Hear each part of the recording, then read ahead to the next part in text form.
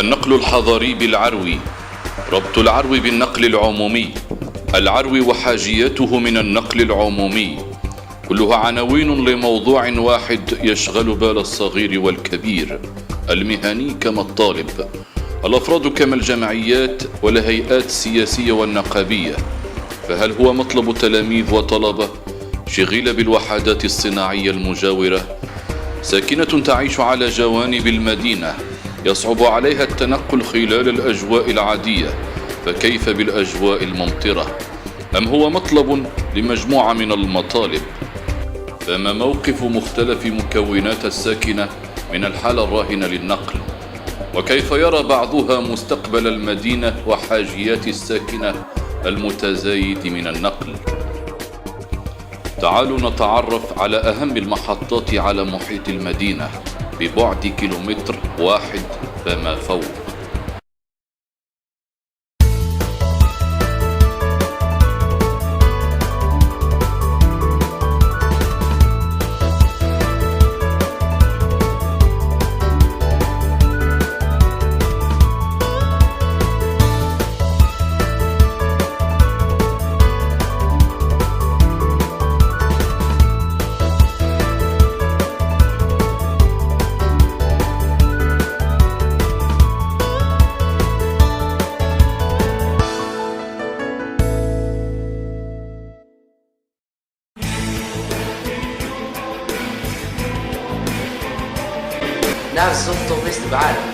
Nous voulons le bus à Aroui. Queremos que el autobús en Aroui. Un autobús في العروي. We want an autobus in Aroui. On veut un autobus à Aroui.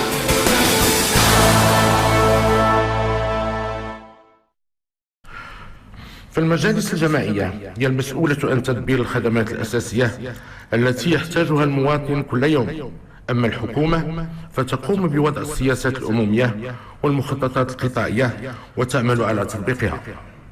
فالوزير ليس مسؤولا عن توفير الماء والكهرباء والنقل العمومي أو عن نظافة الجماعات أو الحي أو المدينة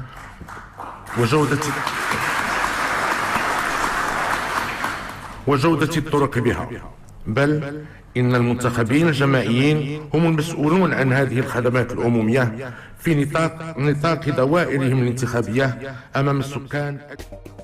أريد أن أقول للناس اللي حاضرين أن إشكالية النقل الحضري قررنا بصفة نهائية مع السلطات أنه في أقرب الآجال غادي تفتح خطوط مع الجامعة ومع سلوان وبعد ذلك مع الناظور. هذا قرار قبل البارح، ما خليتونيش باش نزفوا لكم، ولكن دابا قهرتوني كتدفعوني. انا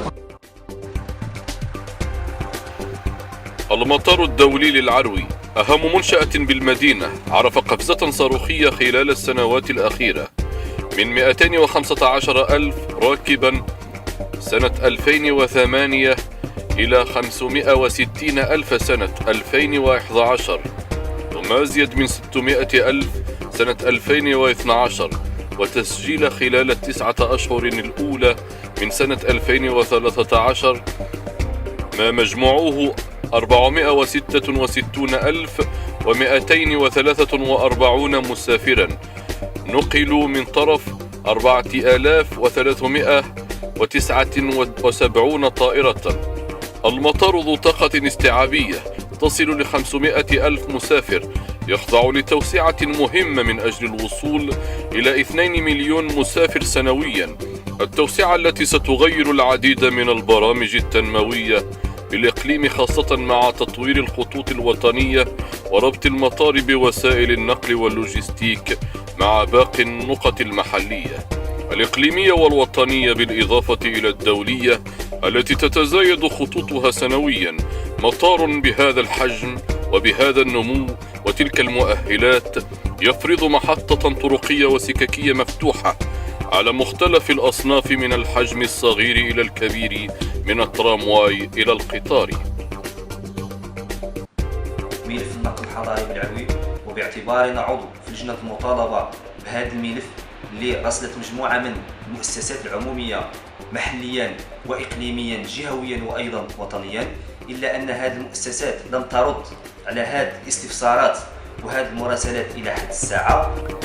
قطب آخر يضم أكثر من مرفق، ذلك هو مكان تواجد مستشفى محمد السادس، القاعة المغطاة، المركب السوسيو الرياضي، المركب السوسيو الاجتماعي، إلى جانب الملعب البلدي ودار الشباب، وكلها مرافق تحتاج لنقل يومي وتنتظر شبكة نقل مختلفة الأصناف من أجل بلوغ أهدافها، ما دامت إلى حدود الساعة تعتمد على المواصلات الشخصية أو الترجل، خاصة عندما يتعلق الأمر بالمرافق الترفيهية والأنشطة التي تستدعي حضورا قويا كالتظاهرات الرياضية والحملات التحسيسية والثقافية.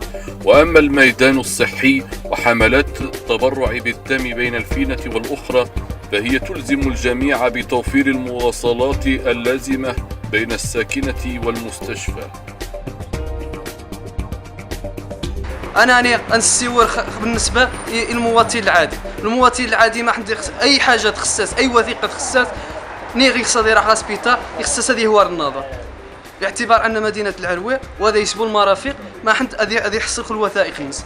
دونك ما حد هذه هو بنابغى النظر يخصص 1000 فرانك، ما حد هذه هو النظر 1000 فرانك ما حد هذه دول.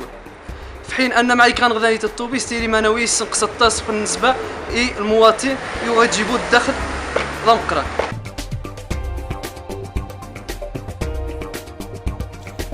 القطب المركزي للعروي، كل ما يحتاجه المواطن يوميا: مصالح إدارية، التسوق اليومي والأسبوعي في انتظار تحويل سوق العروي الأسبوعي إلى خارج المدينة، المطلب الذي يفتقد إلى صلة وصل بين الساكنة والسوق تتمثل في وسائل النقل.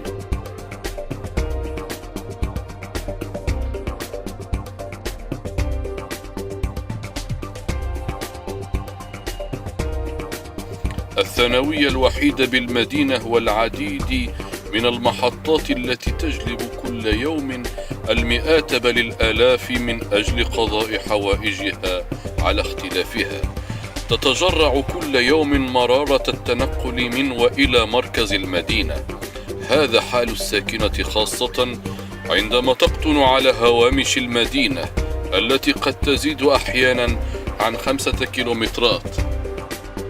العلاقة بين النقل الحضاري وتأثيره على التمدرج ديال الأبناء ديالنا وكذلك تأثيره على استفحال ظاهرة الهدر المدرسي، هذا يمكن تناوله من عدة زوايا.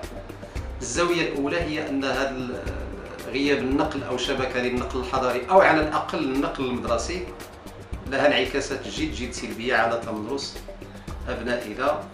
يتمظهر ذلك أولا في ظاهرة التغيبات المستمرة بالنسبة للتلاميذ. التأثير الثاني يتمظهر في التأخرات المستمرة عن الالتحاق بالدروس، حيث أن الأحياء أو التلاميذ الذين يقطنون في الأحياء البعيدة جدا يجدون صعوبة كبرى في الانضباط باستعمالات الزمان بالنظر إلى البعد إلى آخره، وهذا بطبيعة الحال تكون له نتائج سلبية على مردودهم الدراسي وعلى عطائهم التعليمي بصفة عامة.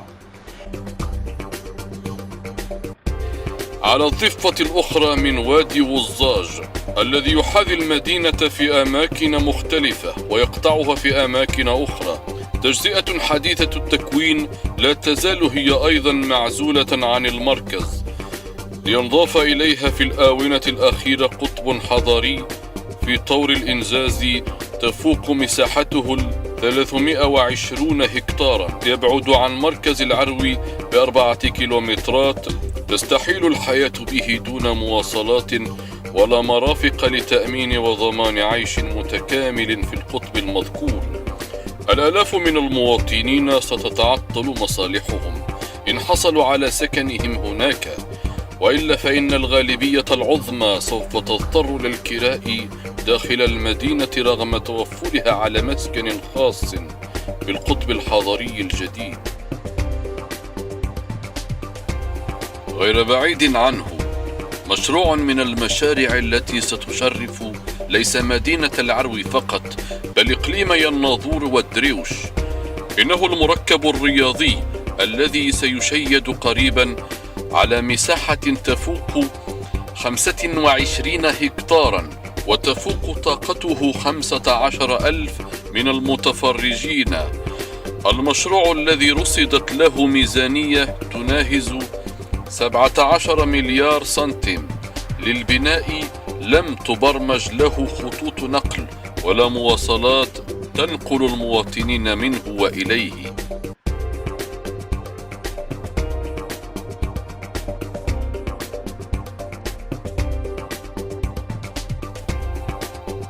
خمسة كيلومترات من مركز العروي، منطقة صناعية بدايتها مصنع الحديد والصلب، وحدات صناعية صغيرة ومتوسطة، بل الكبيرة أيضا على طول 5 كيلومترات أخرى تجعلك تكتشف تنوعا وتكاملا بين المصانع، صناعات غذائية وأخرى كيميائية، مواد البناء وتجارات مختلفة، بعضها تحويلية وبعضها خدماتية، تحتاج كلها إلى عمال من المدن المجاورة ومن العرو بطبيعة الحال أيضا. المئات من العمال صباح مساء نهارا وليلا على الطرقات في انتظار من يقلهم إلى منازلهم أو إلى عملهم. هذه هي الكلية الوحيدة بالإقليم، وفي المستقبل ليس بالبعيد سيكون قطبا للتعليم العالي، تغنيه مدارس عليا وتوسع في الكلية، وربما تصبح جامعة مستقلة من جميع نواحيها. موقعها الحالي بين قطب حضري حديث التكوين وحظيرة صناعية في طور الإنجاز، مع مشروع توسعة تقدر ب30 هكتارا يجعلها مركزا إقليميا وجهويا بامتياز من أجل استقطاب الطلبة الوافدين عليها من جميع النواحي.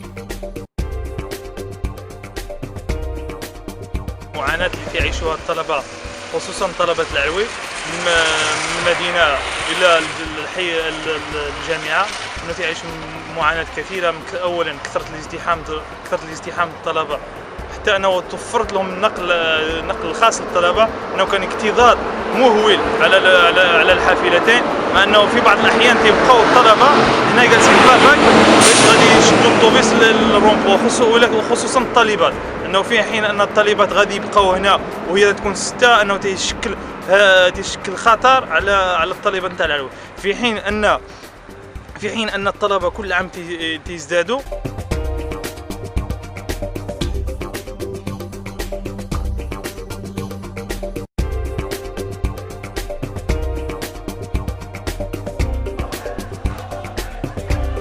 القطب الصناعي الجديد، ولولا تخبطه لسنوات في عدة مشاكل حالت دون انطلاقه في الآجال المحددة له، لكان أول ما يعيق تقدمه بعد بداية إنشاء المشاريع بداخله والنقل، خاصة مع مدينة العروي، ما دامت خطوط النقل إلى سلوان والناظور متوفرة بما يكفي.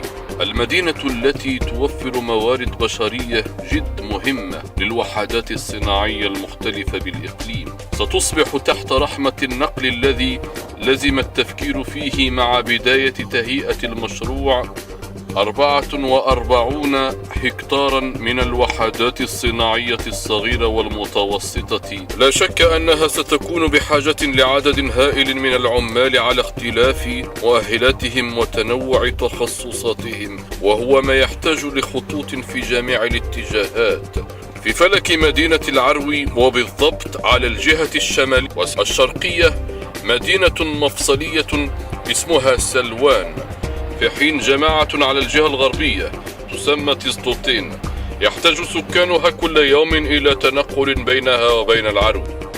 طلبة في كلية سلوان وتلاميذ الثانوية بثانوية ابن الهيثم، العمال بالمعمل والآخرون يضطرون للتنقل مرات عديدة من أجل استكمال بعض الأوراق أو المستلزمات المتوفرة بالعروي، بخلاف تزدوتين، مدينتان يكبر حجمهما كل يوم وتكبر معاناتهما أيضا كل ساعة.